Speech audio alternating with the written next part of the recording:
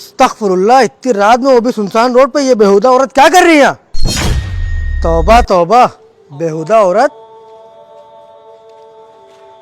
अबे वो देख, इतनी रात में अकेले औरत ये क्या कर रही है?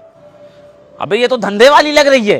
अबे रमजानों में भी इन गंदी औरतों को चैन नहीं है। ये तो चाहती ही है कोई गाड़ी वाला आए, इसको बैठा के ले जाए। अल्लाह माफ करे, इन जैसी औरतों से तो मोहल्ले वाले भी सेफ नहीं है। मनहूस औरत, निकल जा हमारे मोहल्ले से, पूरे मोहल्ले को गंदा कर रही है।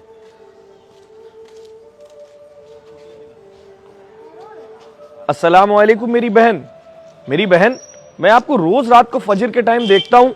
आप इतनी रात को यहाँ क्या कर रही हैं? इतनी सुनसान सड़क है और जबकि मोहल्ले वाले आपके ऊपर गलत गलत इल्जाम भी लगाते हैं, मैंने अपने कानों से सुना है।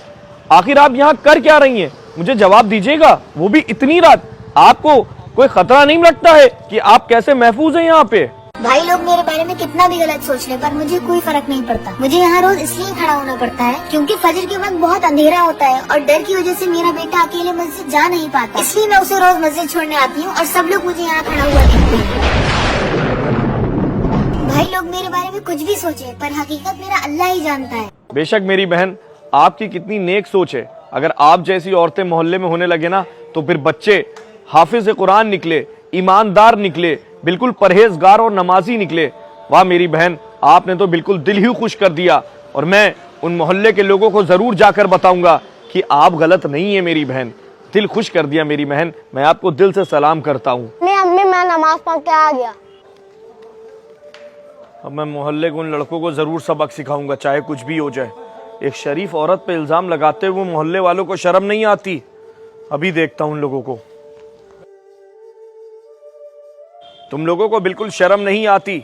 रमजान के महीने में किसी शरीफ औरत पे बोहतान लगाते हो, इल्जाम लगाते हो और कहते हो कि तुम धंधे वाली हो। क्या तुम लोग उसकी असलियत के बारे में नहीं जानते? मैं बताता हूं तो सुनो।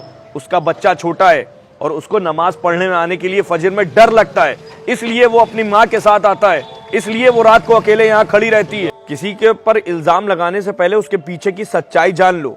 तुमने उस औरत का कितना दिल दुखाया है, तुम ये बात जानते हो। और वो मुझसे कह रही थी कि उसने सारे फैसले अल्लाह पर छोड़ दिए।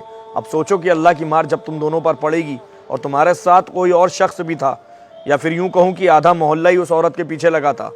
कल को तुम्हारे बच्चे भी होंगे, तुम्हारी शादी भी होगी। याद रखना, किसी औरत पे बोहतान इल्जाम लगाने से पहले उसके पीछे की हकीकत जान लेना। तुमने एक शरीफ लड़की का दिल दुखाया है। किसी पर इल्ज़ाम लगाने से पहले ये सोच लीजिए जो आपने इल्ज़ाम लगाया वो सही है या नहीं, क्योंकि जो फ़ैसले अल्लाह की बारगाह में जाते हैं और फिर जो फ़ैसले आसमान की तरफ से उतरते हैं, उस पर ज़मीन वालों की वकालत नहीं चलती। उम्मीद है कि आपको इस वीडियो का मतलब समझ में आया होगा।